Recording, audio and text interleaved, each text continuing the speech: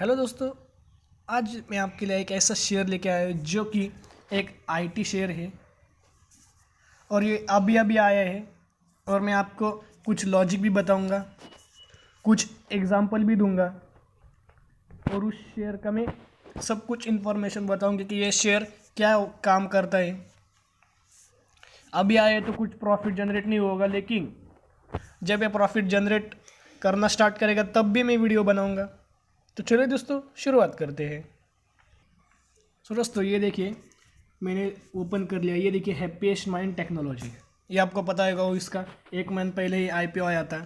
क्या दमदार शुरुआत हुई थी, लगभग 111% की डायरेक्ट जंप हुई थी ऊपर। और फिर ये शेयर अभी स्टेबल होने जा रहा है। तो ये क्या काम करता है तो ये देख लीजिए, डिजिटल ट्रांसफॉर्मेशन, फिर इंफ्रास्ट्रक्चर, और फिर सिक्योरिटीज़, और फिर product engineering services company. The company was founded by Ashok Sutta in 2011. तो ये अशोक सुट्टा जी की कंपनी है, ये इसके फाउंडर है। और मैं आपको एक बात बताना चाहूँगा कि जो भी आईटी शेयर्स होते हैं उनके पास रिजर्व जो चीज़ होती है वो बहुत होती है, बहुत रिजर्व इनके पास होता है। लेकिन अगर ये कंपनी न्यूली रजिस्टर्ड हुई, न्यूली आईपीओ आया था, सिर्फ इसको 1 मंथ ही हुआ है, तो ये कैसा परफॉर्म करेगी फ्रेंड्स।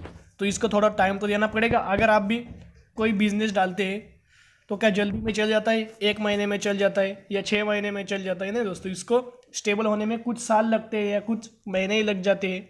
तो ये क्या काम करती है? डिजिटल ट्रांसफॉर्मेशन है, प्रोडक्ट्स इंजीनियरिंग है, इंफ्रास्ट्रक्चर है, सिक्योरिटीज़ है और एक्सेट्रा, इतना ये काम करती है।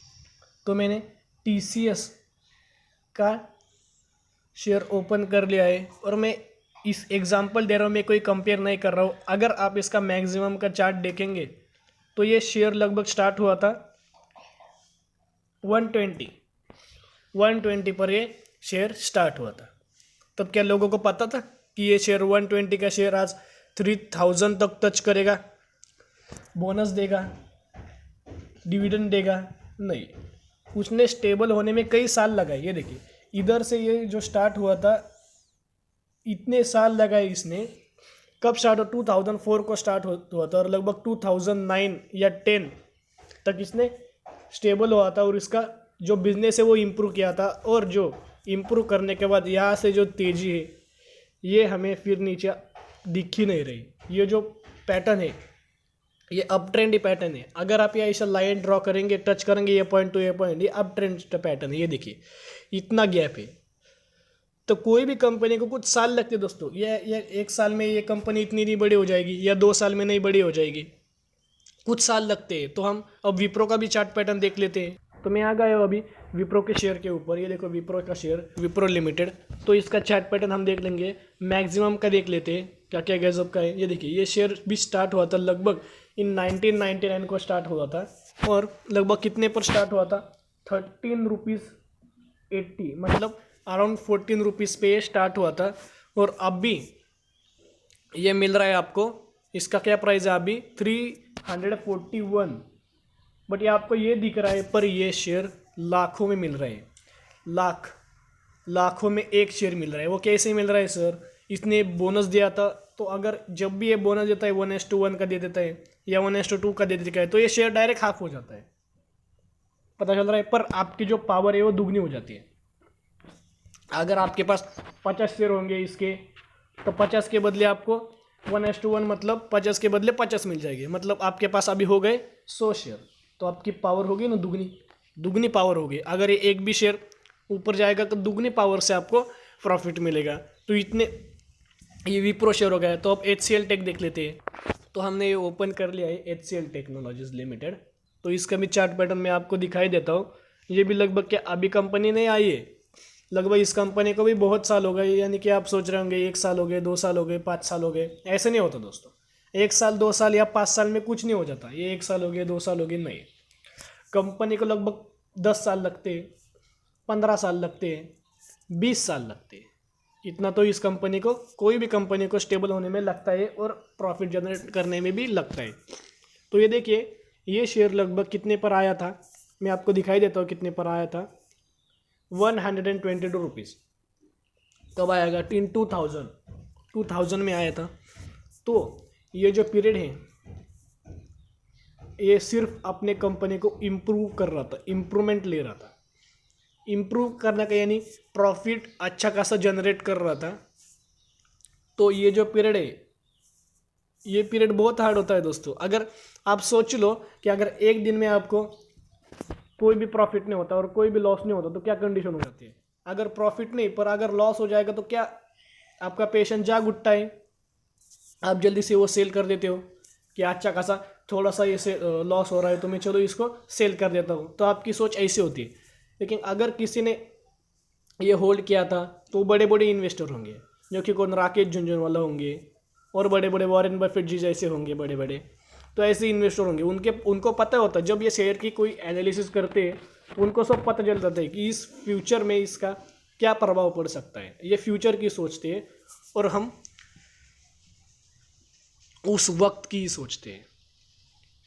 बताए आपको मेन डिफरेंस कि वो लोग होते हैं वो फ्यूचर की सोचते हैं और हम सिर्फ आज की सोचते हैं।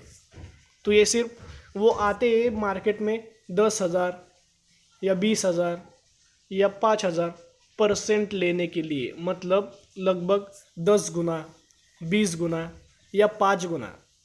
तो इतना लेने के लिए वो आते हैं। और हम कितने के लिए आते हैं? 5%, 10%। अगर 5% भी नीचे चला गया तो सर आप पूछते हो कि सर क्या हम बेच दे या होल्ड करें, क्या हो जाए? 10% गिर गया तो आप खुद ही उसको सेल कर देते हो, लॉस में निकाल लेते हो लेकिन सेल कर देते हो। तो ये जो इसका पीरियड है, तो समझने की मैं कोशिश कर रहा हूँ कि ये पीरियड है ये सिर्फ अपने बिजनेस मॉडल को इम्प्रूव कर रहा था और बिजनेस मॉडल को इम्प्रूव करने के बाद ये शेयर अप ट्रेंड में दिख रहा है। तो ये मैं समझने की कोशिश कर रहा हूँ कि कोई भी अगर न्यू कंपनी आती है तो उसको प्रॉफिट कमाने में थोड़ा सा वक्त लगता है।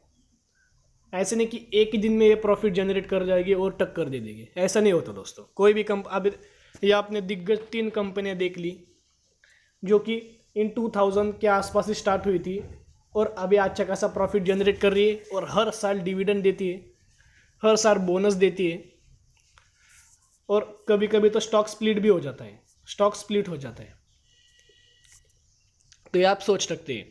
तो अगर मैं क्यों शेयर के बारे में बात कर रहा हूँ कि ये सिक्योरिटीज़ में काम करती है, तो आने वाले 5 या 10 सालों में सिक्योरिटी तो लगने वाली है, या मरते दम तक हमें सिक्योरिटी लगने वाली है। तो ये शेयर अच्छा खासा आने वाले फ्यूचर में परफॉर्म कर सकता है, या ऐसा मुझे लगता है। आप फर्दर एनालिसिस भी कर सकते हो। मैं क्या कर रहा हूँ आपको सिर्फ, तो मैं आपको इतना ही कह रहा हूँ, या आप थोड़ी सी क्वांटिटी उठा लो, यानी कि सिर्फ हर महीने, यानी आप एक ही शेयर खरीद लो, हर महीने एक एक शेयर खरीद के जाना। अगर ये नीचे आएगा तो भी आपका एवरेज स्टेबल रहेगा, अगर ये ऊपर जाएगा तो भी आपका एवरेज स्टेबल रहेगा। लेकिन आप इस कंपनी को भी सोच सकते हो, यानी कि मैंने भी इस कंपनी को बाय किया है, लेकिन मैं भी 10% लॉस में हो, पर मैं या शेयर मार्केट में 10 या 5% के लिए नहीं आया, मैं 10,000% या 5,000% के लिए आया हूँ। तो मैं ये आपको मेरे एनालिसिस सब आपको मैंने बता दी। तो चलिए, आशा करता हूँ दोस्तों अगर ये वीडियो पसंद आती होगी तो प्लीज़ इस शेयर को लाइक कर देना, सब्सक्राइब कर देना और बेल आइकन भी दबाना। तो चलिए दोस्तों, फिर मिलते हैं, बाय।